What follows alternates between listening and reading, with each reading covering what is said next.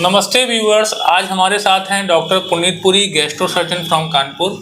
और आज हम लोग रोबोटिक सर्जरी पे बात करेंगे। रोबोटिक सर्जरी से जुड़े कुछ मिथ्स हैं, कुछ सवाल हैं जो आम जनता के मन में रहते हैं सर। तो आज का जो हमारा डिस्कशन रहेगा वो रोबोटिक सर्जरी से जुड़े मिथ्स पे रहेगा। सर, सबसे पहले हम लोग ये जानना चाहते हैं कि सबसे पहले शुरुआत हुई थी ओपन सर्जरी से, फिर आई लेप्रोस्कोपिक सर्जरी और अब आई है रोबोटिक सर्जरी। तीनों में बेसिक मेन डिफरेंस क्या है? जी मयूर जी, जैसा आपने कहा कि सबसे पहले ओपन सर्जरी आई। यस, सुश्रुत जी को हम कहते हैं फादर ऑफ सर्जरी, जिन्होंने शल्य चिकित्सा जो है वो शुरू करी, जिसके अंदर कि कोई भी पेट के अंदर या कहीं पे भी शरीर के अंदर का अंग खराब हो गया तो उसको हमने कट करके उस खराब हिस्से को हटाया और उसके बाद उसकी स्टिचिंग करी। ये थी शल्य चिकित्सा या सर्जरी ऑपरेशन। धीरे धीरे ये जैसे जैसे सर्जरी में एडवांसमेंट्स हुई, टेक्नोलॉजीज एडवांस हुई, तो ये माना गया कि जो चीरा लगा रहे हैं हम, स्पेशली हम जीआई सर्जरी की बात करें, पेट की बात करें, तो ये चीरे से संबंधित जितनी भी समस्याएं होती थी, जैसे कि पेन होना, अब कट लगाया है उसके बाद उसकी स्टिचिंग करी है तो वो स्टिचिंग कभी कभी वीक हो जाती थी, तो बाद में पेशेंट के स्टिचेस में इन्फेक्शन हो जाना, बाद उसमें हर्निया बन जाना, और पेशेंट का जो है रिकवरी टाइम बहुत प्रोलॉन्ग हो जाता था। ऑपरेशन के बाद कभी कभी पेशेंट को 2 से 3 सप्ताह तक हॉस्पिटलाइज रहना पड़ता था। तो ये सब इश्यूज़ को जब धीरे धीरे एड्रेस किया गया, तब एडवेंट हुआ लैप्रोस्कोपिक सर्जरी का, जिसके अंदर हम इसको बोलते हैं की होल सर्जरी और बटन होल सर्जरी। पेट के अंदर छोटे छोटे होल्स बना के उसके अंदर इंस्ट्रूमेंट्स डालते थे और पेट में कैमरा डालते थे, और ऐसा करके पूरा का पूरा विजन आगे मॉनिटर पे आ जाता है और हम इंस्ट्रूमेंट्स की हेल्प से जो भी डिज़ायर्ड ऑपरेशन है वो कर लेते हैं। और अब on the top of that जैसे जैसे और टेक्नोलॉजी एडवांस हुई, तो इसी लेप्रोस्कोपी की सर्जरी की ही एक एडवांसमेंट हम बोल सकते हैं कि रोबोटिक सर्जरी है। रोबोटिक सर्जरी में जो इंस्ट्रूमेंट्स हैं उनकी मूवमेंट्स और सोफिस्टिकेटेड हो गई, 360 डिग्री मूवमेंट्स आ गई। जो इंस्ट्रूमेंट सिर्फ आगे पीछे हो सकते थे या साइड टू साइड मूव कर सकते थे, अब वो अंदर पेट के अंदर ऐसे घूम सकते हैं जैसे हमारा हाथ, रिस्ट। और जो विजन है वो 3D विजन आ गई, जिसके अंदर कि हम डेप्थ परसेप्शन भी फील कर सकते हैं। तो ये रोबोटिक सर्जरी है। सर, रोबोटिक सर्जरी से रिलेटेड लोगों के मन में डाउट रहता है कि रोबोटिक सर्जरी कोई रोबोट परफॉर्म कर रहा है, इसमें डॉक्टर का कोई खास रोल नहीं है, इसलिए लोग थोड़ा सा डरते हैं रोबोटिक सर्जरी के नाम सुन के, क्योंकि लोगों का मानना होता है रोबोट्स मतलब एक ऑटोमेटिक सिस्टम है और वो हमारी चीज़ों को कर देगा। कि इसमें डॉक्टर का क्या रोल रहता है, रोबोट का क्या रोल रहता है, इसका रियल फैक्ट क्या है? ये बहुत अच्छी चीज़ आपने मुझे बताई कि सोसाइटी में क्या भय चल रहा है। देखिए, जब हम बात करते हैं रोबोट्स की, जैसे हम आम लोग सुनते हैं सोफिया, रिलैक्सिया एंड ऑल दैट, ये सब जो हैं ये रोबोट हैं जिसके अंदर सॉफ्टवेयर ऑलरेडी इंस्टॉल्ड है। आपने सुना होगा कि किसी रेस्टोरेंट में सुना कि आजकल वेटर्स की बजाय रोबोट्स जो हैं वो काम कर रहे हैं, है ना। लेकिन रोबोटिक सर्जरी में ऐसा नहीं है, ये बिल्कुल अलग चीज़ है। रोबोटिक सर्जरी में रोबो का काम इंस्ट्रूमेंट्स को मूव करने का है, पर उसको कमांड जो है वो सर्जन दे रहा है। मैं आपको ऐसे बोलूं कि जैसे आप प्ले स्टेशन देखे, आपने वीडियो गेम्स देखी है ना? बिल्कुल। तो वीडियो गेम में आप जो प्लेयर है वो तो बाइक नहीं चला रहा, जो हम लोग हैं वो तो सिर्फ जॉयस्टिक्स को ही मूव कर रहे हैं ना, और आपका कैंडिडेट अंदर मॉनिटर के अंदर दिख रहा है कि कोई बाइक चला रहा है या जंप कर रहा है या गन फायर कर रहा है। तो सेम वे सर्जन का काम कमांड देने का है, जॉयस्टिक्स को, हैंडल्स को मूव करने का है, और रोबोटिक आर्म्स जो हैं वो पेशेंट के अंदर मूवमेंट्स करती हैं, इंस्ट्रूमेंट्स चलते हैं, बट कमांड तो सर्जन दे रहा है। ऐसा नहीं है कि हमने रोबोट के अंदर कोई सॉफ्टवेयर इंस्टॉल कर दिया कि भैया तुम फलाना ऑपरेशन कर दो, तुम गॉलब्लैडर ऑपरेट कर दो, तुम हर्निया ऑपरेट कर दो। ऐसा अभी तक तो नहीं है, सर्जन ही कर रहा है, but with the help of sophisticated instruments. Sir, जब भी कोई नई टेक्नोलॉजी आती है तो उसमें पुरानी टेक्नोलॉजी से कुछ चीज़ें बेहतर हो जाती हैं। ऐसा ही रोबोटिक सर्जरी को अगर हम लेप्रोस्कोपिक सर्जरी से कंपेयर करते हैं तो रोबोटिक सर्जरी में ज़्यादा बेहतर क्या चीज़ें आई हैं? जी जी, देखिए, लैप्रोस्कोपिक सर्जरी जब इजाद हुई थी 91 में, इंडिया में आई, तो ये एक ना वरदान था। मतलब जो लोग सर्जरी से डरते थे कि मेरे को ऑपरेशन नहीं कराना, मैं बीमारी से ठीक हूँ लेकिन मेरे को ऑपरेशन नहीं कराना, ये माइंडसेट लोगों का चेंज हुआ लैप्रोस्कोपी आने से। क्योंकि क्या होता था कि 2 4 5 सुराख बने, ऑपरेशन हुआ, अब होल्स हैं, जैसे इंस्ट्रूमेंट्स बाहर निकाले, मांस तो बिल्कुल अपनी जगह पे आ गया, स्किन के ऊपर एक एक स्टिच आता। अब रोबोटिक सर्जरी जब से आई, रोबोटिक सर्जरी में विजन सिस्टम बहुत बढ़िया हो गया। हम लेप्रोस्कोपिक सर्जरी में भी मैग्नीफाइड विजन मिलती है, मना नहीं कर रहे हैं, लेकिन रोबोटिक विजन जो है वो 3D विजन होती है, और अच्छी विजन मिल गई।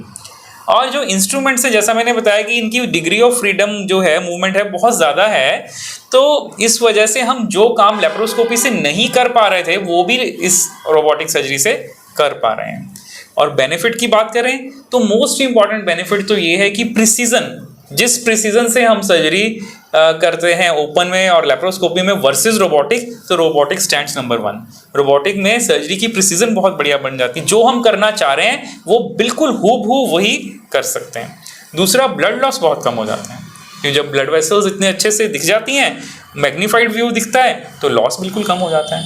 और पेशेंट का रिकवरी टाइम बहुत कम हो जाता है, जल्दी रिटर्न टू वर्क जो है बहुत फास्ट हो जाता है, हॉस्पिटल स्टे कम हो जाता है। तो ये सब एडवांटेजेस हैं रोबोटिक सर्जरी। सर, जो मुझे समझ में आ रहा है, मतलब रोबोटिक सर्जरी से पेशेंट डिस्चार्ज भी जल्दी होगा, रिजल्ट्स भी एक्यूरेट आएंगे जी। सर, जैसे हर टेक्नोलॉजी के कुछ डिसएडवांटेजेस भी होते हैं, तो रोबोटिक सर्जरी के कुछ डिसएडवांटेजेस भी हैं क्या? डिसएडवांटेजेस तो नहीं कहूँगा मैं, लिमिटेशंस कह सकता हूँ। ऐसा नहीं है कि वो हमें कुछ नुकसान पहुँचा रही है, इसकी लिमिटेशन है। लिमिटेशन क्या है कि एक तो अवेलेबिलिटी, आप समझिए, मैं एग्जांपल के तौर पे बोलूं कि इंडिया के हर शहर में तो एयरपोर्ट नहीं है ना जी। सेम वे, लेकिन अगर है एयरपोर्ट तो हमें उसकी सुविधा का लाभ उठाने का मौका मिल जाता है, और अगर हमारी पॉकेट अलाउ करती है तो हमें उस सुविधा को ज़रूर अफोर्ड कर लेना चाहिए। सिमिलरली रोबोटिक्स की अवेलेबिलिटी आज की डेट में हर शहर में नहीं है, but I am very sure कि जैसे जैसे टेक्नोलॉजी एडवांस हो रही है, इसका कॉस्ट कम हो रहा है, तो ये आम जनता को, हर जनमानस को धीरे धीरे अवेलेबल हो जाएगा। दूसरा, कॉस्ट, कि अगर एक ऑपरेशन का कॉस्ट गॉल ब्लैडर सर्जरी का मान के चलिए 70-80 हज़ार है, तो रोबोटिक कोलिसिस्टेक्टमी का जो है वो 1.25 लाख से 1.5 लाख के करीब हो जाता है। तो ये कॉस्ट भी धीरे धीरे कम हो जाएगी जैसे जैसे हम टेक्नोलॉजी में और एडवांसमेंट कर पाएंगे, और ये फ्रीक्वेंटली अवेलेबल हो पाएगा हमारे पास। तो यही 2 चीज़ें लिमिटेशन मैं समझता हूँ रोबोटिक सर्जरी की। इसके अलावा तो और कोई डिसएडवांटेज तो कुछ नहीं है। अच्छा, कुछ लोगों ने सर ये पूछा है, क्या रोबोटिक सर्जरी रिस्की होती है या ज़्यादा पेनफुल होती है, ऐसा कुछ है क्या? नहीं, ज़्यादा पेनफुल तो बिल्कुल नहीं होती है, और it is not a risky surgery, it is not an experimental surgery. देखिए, डा विंची सिस्टम जो है, जब भी किसी सर्जन को रोबोटिक सर्जन लेबल करते हैं, उससे पहले ट्रेनिंग होती है, बिल्कुल प्रॉपर लैब्स होती हैं जिनके अंदर सर्जन्स की ट्रेनिंग करवाई जाती है, उनको नंबर ऑफ केसेस करवाए जाते हैं अंडर गाइडेंस, और once they are comfortable only then certification is given. पहले सर्जन को सर्टिफिकेट दिया जाता है कि yes you are capable of doing this surgery. ऐसे नहीं कि कोई भी जिसका मन आया आज मैंने रोबो खरीद लिया और हमने सर्जरी करनी शुरू कर दी, ऐसा नहीं होता है भैया। सर्जन की ट्रेनिंग होती है बाकायदा। क्यों? हमारी एक मूवमेंट से हमने तो कमांड देना है, रोबोट ने कुछ नहीं सोचना है, उसने तो जो मैंने कमांड दी है उसी को फॉलो करना है, इज़न्ट इट? उसने वो काम कर देना है। तो इसलिए मुझे कैसे कमांड देनी है, कब देनी है, ये सब चीज़ों की ट्रेनिंग जब तक नहीं होगी, जब तक मैं परफेक्ट नहीं होऊंगा, तब तक मेरे पास रोबोटिक सर्जरी करने का सर्टिफिकेट नहीं मिलेगा। तो ऐसा नहीं है, it is not an experimental surgery, it is very very safe surgery. Sir, robotic surgery से पेशेंट का तो फ़ायदा हो रहा है कि उसको जल्दी रिकवरी हो रही है, ब्लड लॉस भी कम हो रहा है, टाइम भी कम लग रहा है रिकवरी में। क्या इसमें डॉक्टर का भी कुछ फ़ायदा है, कुछ इजीनेस भी आई है रोबोटिक से? यस, ये बहुत ही अच्छा प्रश्न पूछा कि जब ओपन सर्जरी के बाद लेप्रोस्कोपिक सर्जरी आई ना, तो शुरुआत में सर्जन्स ने रियलाइज़ नहीं किया कि ये कितनी डिफ़िकल्ट तरीके से हम कर रहे हैं। लेप्रोस्कोपिक सर्जरी में मान लीजिए लंबी सर्जरी चल रही है और हम मॉनिटर सामने देख रहे हैं, ऐसे गर्दन ऐसे है, घंटों ऐसे है, तो सर्जन को सर्वाइकल स्पॉन्डिलोसिस होना शुरू हो गया। अगर टेबल की हाइट ज़्यादा है, सर्जन की हाइट कम है, लेप्रोस्कोपिक में हम कर रहे हैं, सूचरिंग कर रहे हैं, ज़्यादा सूचरिंग कर रहे हैं, तो शोल्डर पेन होना शुरू हो गया।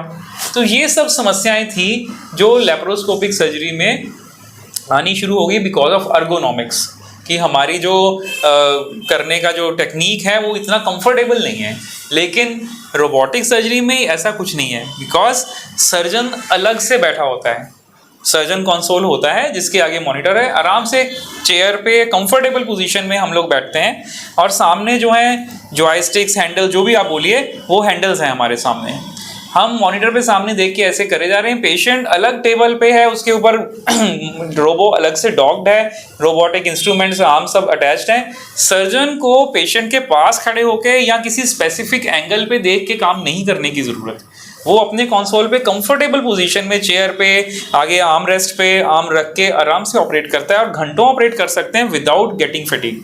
आपको बिल्कुल भी थकान नहीं होती है और 3D विजन है तो लगता ही नहीं है कि हम किसी टनल में देख रहे हैं, ऐसा लगता है कि जब हम उस कमरे में जैसे बैठ के काम कर रहे हैं, पेट के अंदर बैठ के काम कर रहे हैं, इतना कंफर्ट मिलता है सर्जन को। किस पेशेंट को लेप्रोस्कोपिक सर्जरी करवानी चाहिए, किसको रोबोटिक करानी चाहिए, ये डिसीजन क्या पेशेंट की हेल्थ पे डिपेंड करता है? ये डिसीजन डॉक्टर कैसे लेते हैं, किस पेशेंट को क्या सर्जरी सजेस्ट करें?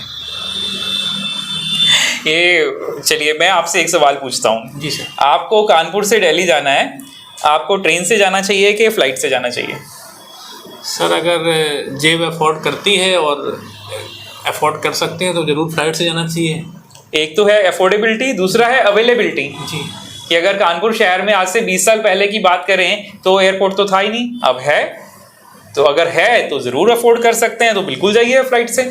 सेम वे एज सच कोई क्राइटेरिया नहीं है कि हम किस पेशेंट को रोबोटिक से करें या किसको लेप्रोस्कोपी से करें। जो काम लेप्रोस्कोपी से हो सकता है वो सारा काम रोबोट से भी हो सकता है और बेहतर तरीके से हो सकता है।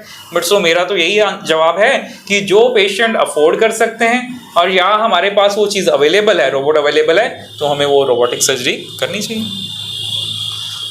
थैंक यू व्यूअर्स, मुझे लगता है कि अपने रोबोटिक सर्जरी से रिलेटेड सारे डाउट्स क्लियर हो गए होंगे और आगे भी हमारे ऐसे और भी वीडियोस अलग अलग बीमारियों से संबंधित हमारे चैनल पे पोस्ट होते रहेंगे। Thank you very much for watching.